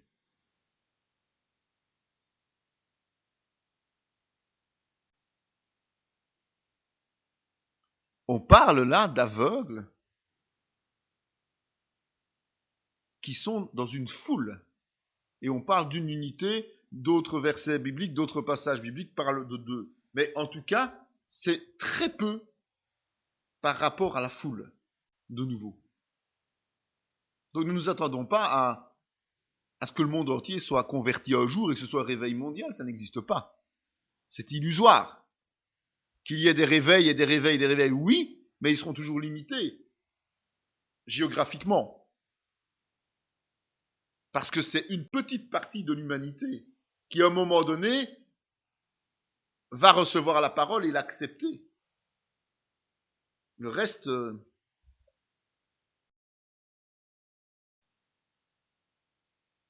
Le mendiant, maintenant. C'est un récit important. Ça couvre tout un chapitre, le chapitre 9 de l'évangile de Jean.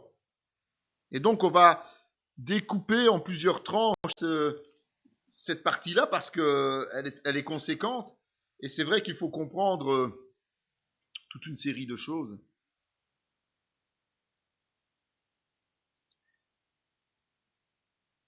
On va voir que la guérison de l'aveugle né, puisque c'est de ça qu'il s'agit,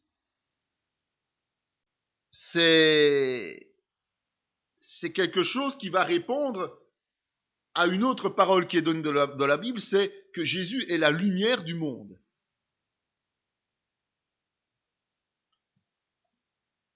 L'aveugle, après quand il aura retrouvé sa vue physique, va petit à petit trouver aussi la vue spirituelle. Par contre, on dit que les pharisiens qui voient selon la loi deviennent de plus en plus aveugles au fur et à mesure que le miraculé va grandir dans la vérité.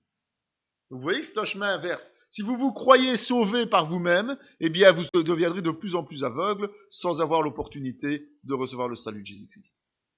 Mais si vous faites preuve d'humilité et que vous vous reconnaissez pécheur et que vous venez au Seigneur, il va vous faire grandir de plus en plus dans la connaissance et dans la stature spirituelle. On peut dire ça comme ça.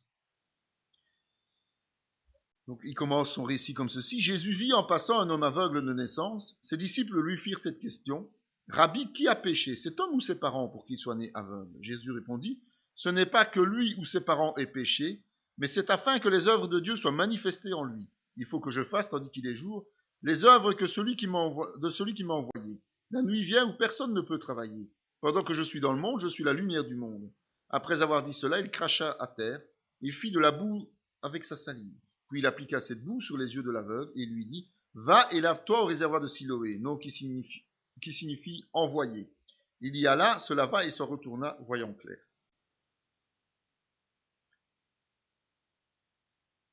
C'est un miracle un peu particulier. Et c'est là qu'on devrait être attentif quand on accuse les gens de péché dès qu'ils sont malades. D'accord? C'est très clair dans ce passage-ci. On voit que c'est déjà dans le concept juif, c'est déjà dans le concept humain de l'époque que tu es malade parce que tu as péché. Et Jésus va contrarier ce préjugé.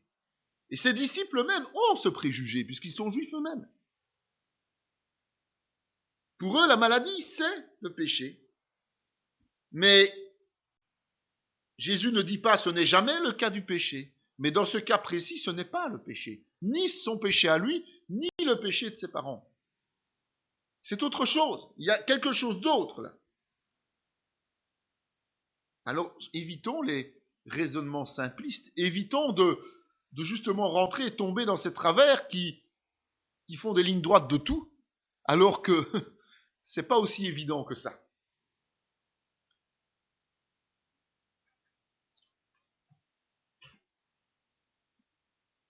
c'est clair que nous avons tous une nature pécheresse. Une nature qui découle de la chute d'Adam. Donc, cette chute, elle est à l'origine de notre mort physique, inévitable, de notre condition matérielle, y compris notre fragilité, parce que nous sommes fragiles, nous sommes sensibles à tous les microbes, virus et tout ce qui s'ensuit. Mais aussi notre condition spirituelle, on est bien d'accord. La chute, c'est toutes ses conséquences, et physiques et spirituelles. Et certaines situations, dont celles-ci, ne sont pas en accord avec cette origine-là. Oui, cet homme était certainement un être humain comme nous. Oui, il allait mourir physiquement. Oui, il avait une souffrance spirituelle ou une ignorance spirituelle, mais sa maladie n'avait rien à voir avec ça. Voilà ce que Jésus dit. Une maladie, parfois, une situation, souvent, est l'occasion justement de montrer la toute-puissance de Dieu au moment où le miracle s'accomplit. On en parlait tout à l'heure, quand quelque chose de miraculeux se passe, avec le témoignage de Timothée, quand quelque chose de miraculeux se passe, ça nous encourage, on a envie on a le feu de nouveau. Parce qu'on se lasse d'attendre, de souffrir, de lutter, et à un moment donné, quand le Seigneur nous permet de voir ou de montrer la toute-puissance de Dieu au travers d'un miracle, au travers d'une situation exceptionnelle, eh bien, ça va apporter un enseignement et un réconfort à ceux qui le vivent. Et c'est ce cas-ci, précis ici. Donc si un jour, l'un d'entre nous a un problème et qu'il vérifie qu'il est bien en règle avec le Seigneur, qu'il demande au Saint-Esprit de sonder son cœur et que manifestement il n'y a pas de faute de sa part,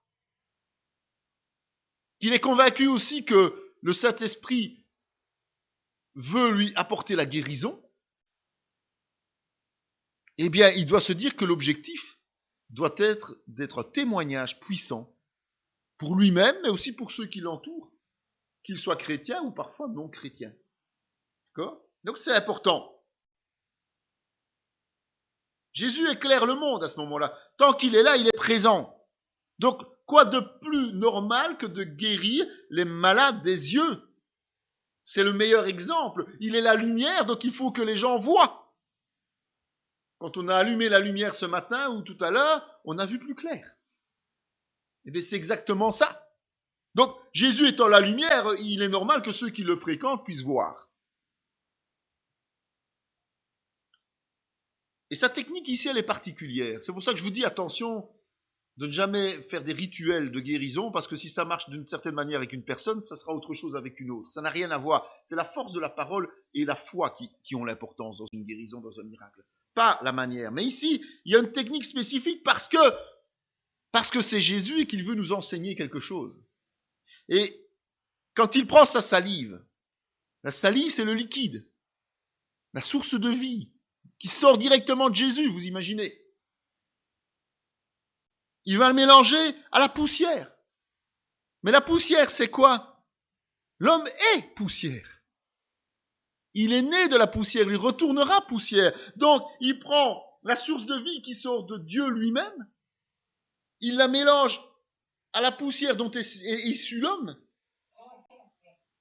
Et puis en fait, quand ils sont mélangés et appliqués sur les yeux, il les fait laver. Justification. Il enlève, il nettoie.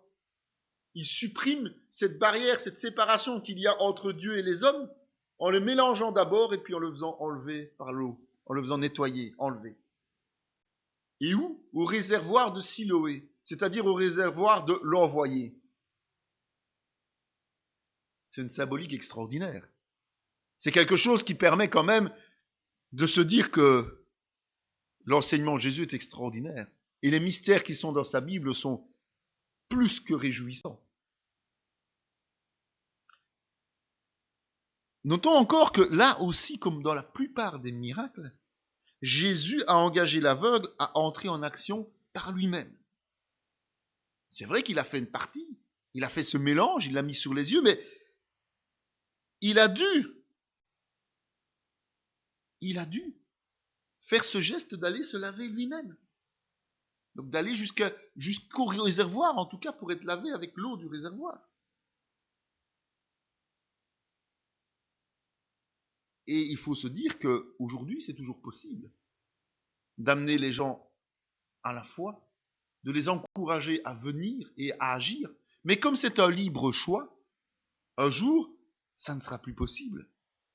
Un jour, il y aura un arrêt. Et les périodes de la tribulation, de la grande tribulation, seront des situations terribles pour cela. Où la parole de Dieu, on n'arrivera pas à l'immiscer. Regardez aujourd'hui,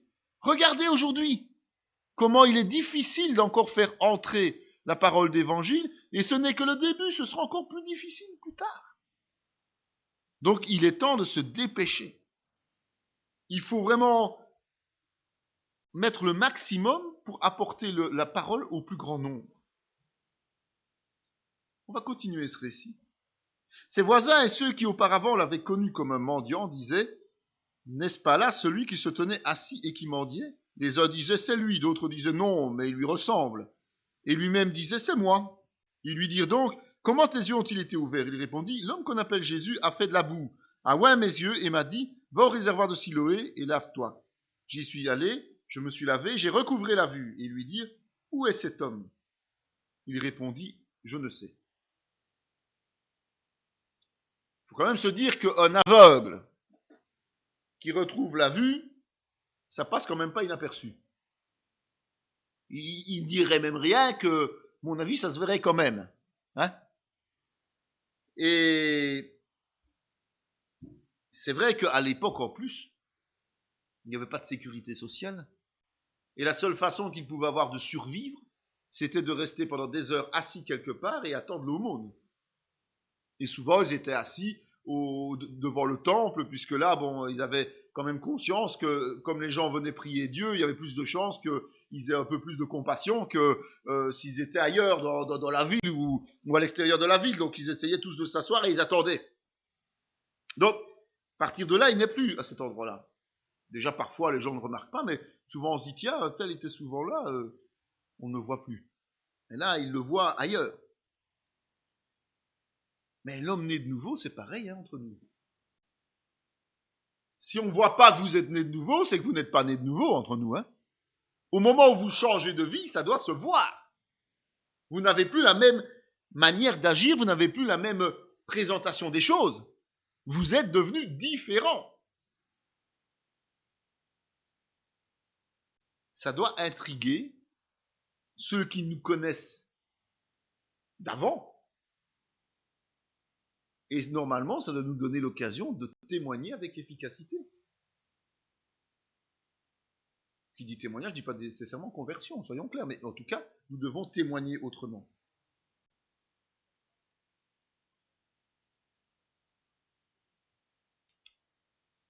Et à ce moment-là, il faut bien se dire que pour lui, Jésus, c'est simplement un homme à qui il a obéi, qu'il a écouté, et il n'a pas cherché à comprendre plus. Il s'est levé, il est allé, il a fait ce qu'il lui a dit, et paf, il a retrouvé la vue. Donc à ce moment-là, pour lui, l'entité réelle du Sauveur, il ne la maîtrise pas bien. Vous savez, les gens qui disent « Ah, votre vie va changer du jour au lendemain, et vous aurez tout compris, le Seigneur va vous ouvrir les yeux, le Saint-Esprit va vous éclairer, vous enseigner, perdez pas votre temps, étudiez la parole, écoutez-moi. »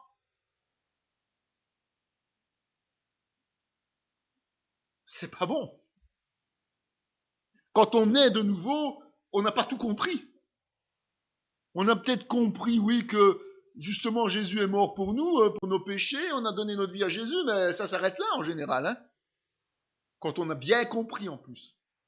C'est pour ça que je prends toujours la précaution, pour toute personne commençant à étudier la parole de Dieu, je prends toujours la précaution de réétudier à plusieurs reprises le message du salut, pour être sûr que la personne a bien compris ce qui s'est passé. Pour être sûr que ça s'est bien passé, aussi. Essentiel. Parce que c'est quelque chose qu'on va faire sur un coup. Une décision ponctuelle. Mais après, il faut comprendre ce qui se passe. Le récit continue. Ils menèrent vers les pharisiens celui qui avait été aveugle. Or, c'était un jour de sabbat que Jésus avait fait de la boue et il lui avait ouvert les yeux. Il le faisait exprès, décidément. C'est normal, c'est le jour de Dieu. De nouveau, les pharisiens aussi lui demandèrent comment il avait recouvré la vue. Il leur dit, Il a appliqué de la boue sur mes yeux, je me suis lavé et je vois.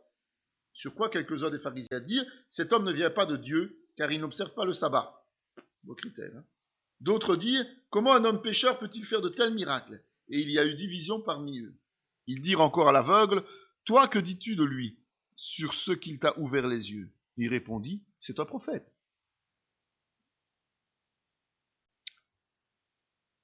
Vous savez, quand vous racontez quelque chose à quelqu'un, et on a souvent l'exemple, vous dites, vous êtes serviteur de Dieu, et quelqu'un vient vous dire, vous trouvez, et vous lui dites quelque chose.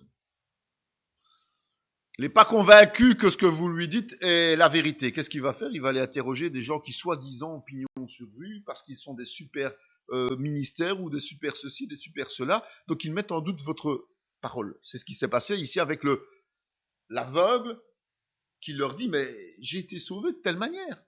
Ils n'y croient pas, donc ils les amènent aux pharisiens, qui sont eux, évidemment, des élites religieuses. Et ces spécialistes de la loi vont se diviser. Ça, c'est quand même étonnant. Il y en a qui vont être interpellés et se dire, tiens, tout compte fait, c'est quand même bizarre qu'il y a des miracles, il faudrait quand même qu'on fasse plus attention. Résultat des Nicodèmes et tout ça. Et puis, il y a les autres qui disent, hey, c'est un pécheur, il transgresse les règles du sabbat. Sans rechercher plus loin. Il transgresse les règles du sabbat, oui, mais pour une guérison quand même. Il faut quand même savoir que le légalisme entrera toujours en confrontation directe avec la puissance de Dieu. Le légalisme, ce n'est pas bon, parce que c'est respecter les règles sans comprendre. L'application de la loi par la foi, c'est comprendre ce que l'on fait et le faire en fonction des circonstances. La doctrine restera toujours la même, mais la manière d'agir différera.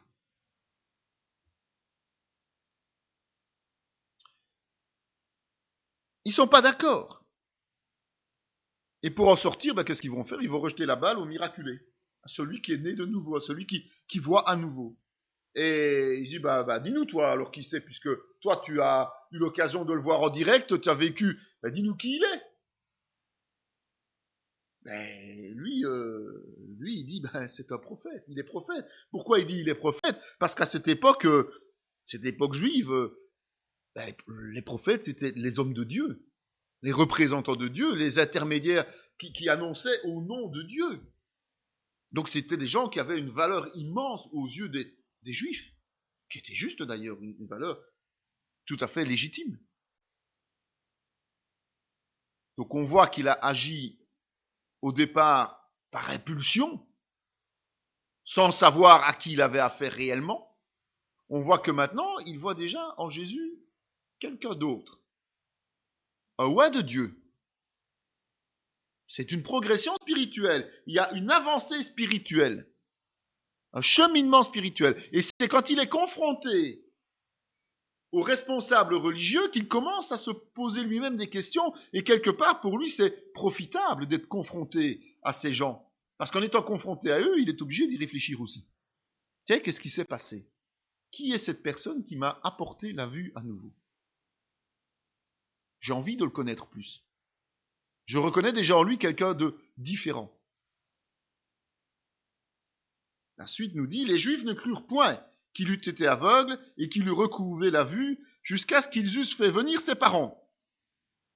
Ils les interrogèrent, disant, est-ce là votre fils?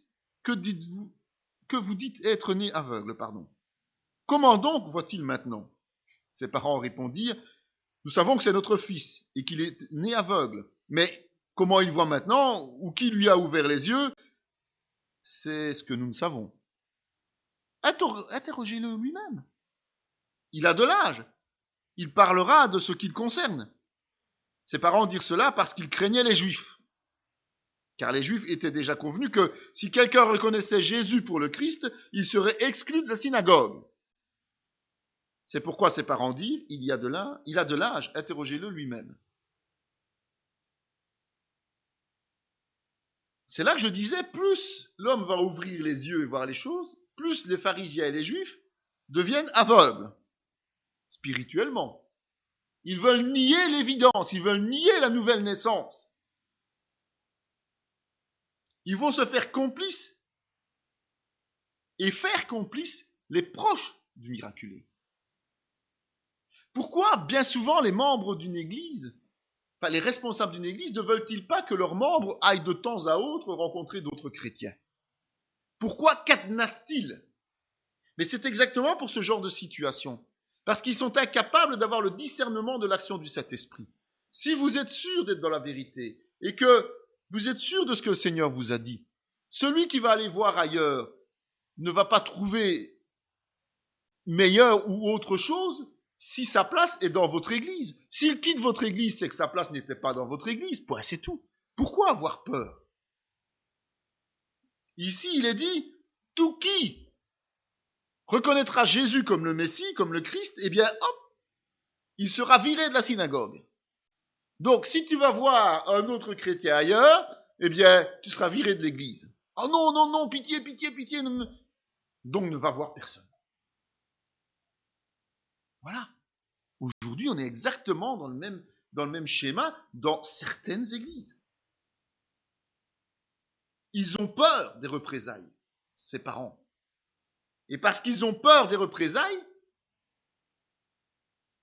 eh bien, ils deviennent muets. Ils n'osent pas parler, ils n'osent pas dire, ils n'osent pas confirmer ce qui s'est passé. Et ils préfèrent reporter la responsabilité sur leur fils. Alors vous imaginez que leur fils, ils l'ont déjà laissé mendier, lui qui était aveugle, et maintenant ils le laissent se dépêtrer tout seul. Hein. Quand même pas mal. Mais c'est souvent comme ça. Quand vous êtes dans l'ennui, on ne voit plus personne. Même ceux qui se disent vos frères et vos sœurs, on ne sait jamais, hein, je vais quand même rester un peu hors retrait. C'est pas que je ne veux pas t'aider, mais je reste un peu hors retrait parce que on ne sait jamais. Hein, si maintenant tu perds toute crédibilité, mais moi j'en aurai encore un peu, je pourrais peut-être nous sortir d'affaires. J'extrapole, mais c'est comme ça. Va toi attaquer les démons, va faire ton intercession, travaille toi-même. Moi j'attends parce que si ça me tombe dessus, moi j'ai pas tellement envie que ça me tombe dessus. C'est exactement ça. Alors fais-le, et puis s'il y a une réussite, bon, on partagera ensemble. Ça c'est l'idée des hommes. C'est pas l'idée de Dieu. Hein. Parce que les récompenses sont personnelles et individuelles. Les trésors sont personnels et individuels. Les pharisiens appelèrent une seconde fois l'homme qui avait été aveugle. Ils assistent. Hein. Et ils lui dirent, donne gloire à Dieu, nous savons que cet homme est un pécheur.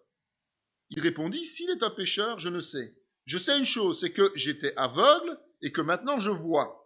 Et ils lui dirent, que t'a-t-il fait? Comment t'a-t-il ouvert les yeux? Il leur répondit, je vous l'ai déjà dit et vous ne m'avez pas écouté. Pourquoi voulez-vous l'entendre encore? Voulez-vous aussi devenir ses disciples? Ils l'injurièrent et dirent, c'est toi qui es son disciple. Nous sommes disciples de Moïse. Nous savons que Dieu a parlé à Moïse, mais celui-ci, nous savons d'où il est. Cet homme leur répondit, il est étonnant que vous ne sachiez pas d'où il est. Et cependant, il m'a ouvert les yeux. Nous savons que Dieu n'exauce point les pécheurs. Mais si quelqu'un l'honore et fait sa volonté, c'est celui-là qui l'exauce. Jamais on n'a entendu dire que quelqu'un ait ouvert les yeux d'un aveugle né. Si cet homme ne venait pas de Dieu, il ne pourrait rien faire.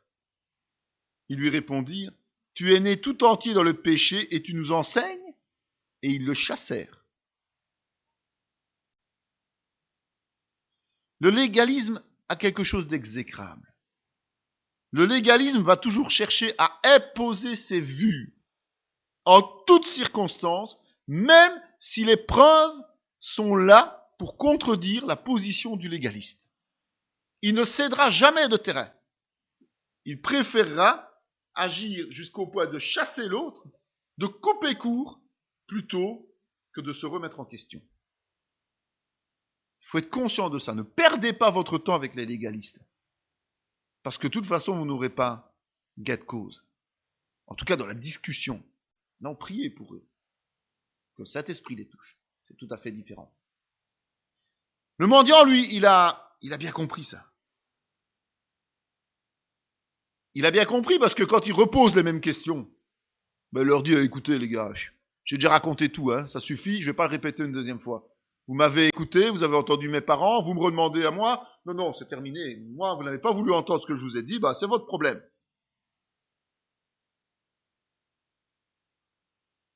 La foi, c'est l'inverse. La foi, elle est simple. La foi, elle est naturelle. Donc, elle va pas chercher à recevoir tout le temps des confirmations de ce qu'elle a déjà reçu. La foi, elle accepte la vérité, et quand elle a la vérité, ben, elle se pose plus de questions. Quand la foi nous permet de comprendre des choses de la parole de Dieu, ben, on le met en pratique, quoi, c'est tout. Et on va pas remettre ça en question 2 ans plus tard, ou 2 jours plus tard. Ok, on a compris, c'est la parole, on obéit. Par contre, si on se rend compte qu'on n'avait pas compris, bien, on rentre dans la vérité. C'est tout. Ce qui est fou, c'est que ces pharisiens se disent disciples de Moïse. Ça veut dire qu'ils sont tellement devenus intellectuels dans leur raisonnement qu'ils ne peuvent même plus comprendre et concevoir et imaginer un instant que la loi et les prophètes sont en train de s'accomplir sous leurs yeux. Et malgré le fait que ce brave homme leur explique les choses en leur disant, mais écoutez, c'est tellement simple ce qu'il leur explique, en plus, et c'est profond ce qu'il leur explique. En disant, personne n'a jamais été capable de guérir un aveugle, et celui-là, il guérit l'aveugle, il est un envoyé de Dieu, et je suis quelque part son disciple. Est-ce que vous voulez être la même chose? Eh bien, ils sont même incapables de comprendre que là, il y a quelque chose d'important, de comprendre que l'explication qu'il donne est une explication simple, mais valable et profonde. Le miracle atteste que c'est Dieu qui l'envoie.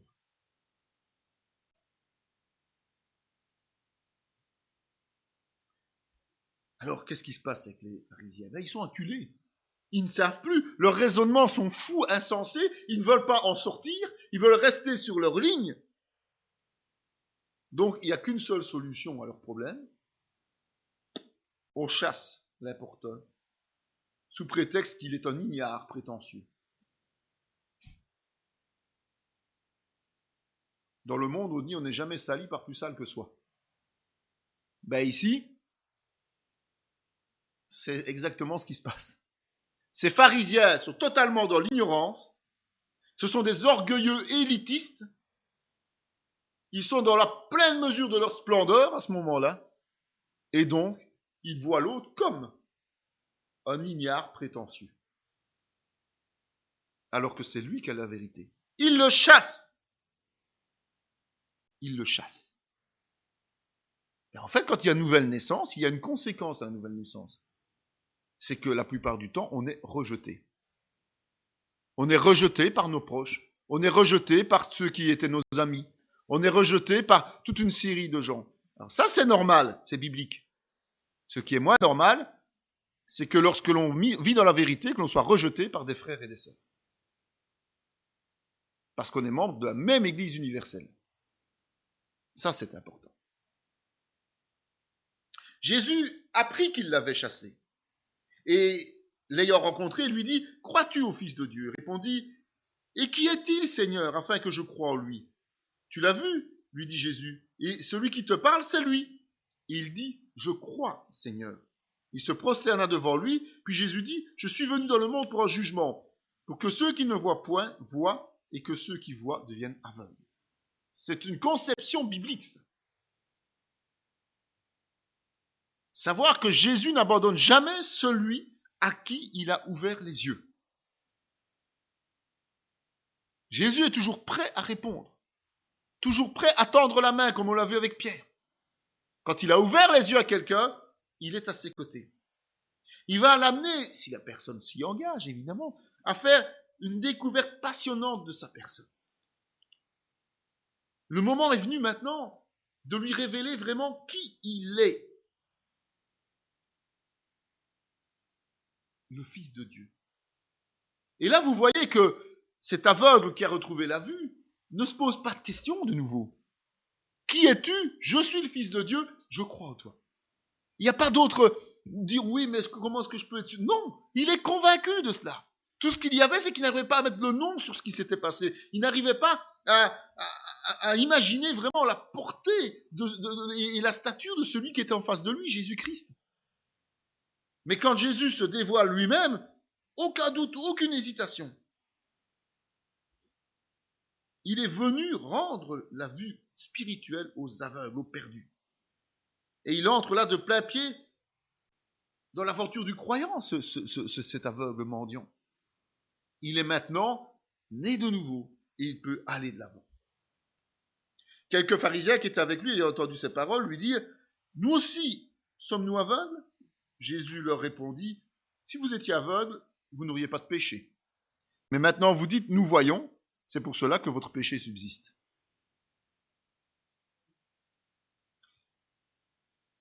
Les pharisiens, quand même, officiellement, sont reconnus comme les voyants selon la loi. C'est-à-dire ceux qui ont le discernement de la loi et qui doivent la faire appliquer et qui l'appliquent dans leur propre vie. Et au fur et à mesure que Jésus prend de l'ampleur, de la stature dans son ministère, eh bien, au fur et à mesure, ils perdent leur vision, ils deviennent de plus en plus aveugles.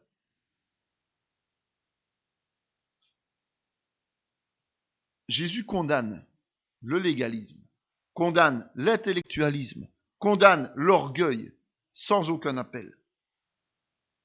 Tout ça, ce sont des preuves de péché et non pas de pureté. C'est un cheminement de l'aveugle-né qu'on vient de voir ici. Et pour lui, petit rappel, Jésus est d'abord un homme simple, qui est venu à lui. Puis ça devient un prophète. Ensuite, l'envoyé de Dieu et enfin le Fils de Dieu. Pendant ce temps-là, les pharisiens, eux, ont cherché à le dénigrer et ont fini par chasser le miraculé parce qu'ils n'arrivaient pas à avoir raison. C'est tout le drame de ceux qui refusent Jésus par rapport à ceux qui l'accueillent. Cette vidéo fait partie intégrante de la formation en théologie pratique dispensée par la mission de théologie Emmanuel de Parakou, Bénin, sous l'autorité académique du Centre chrétien Emmanuel SBL, Spa, Belgique. Pour mieux connaître nos activités, voici nos différentes adresses.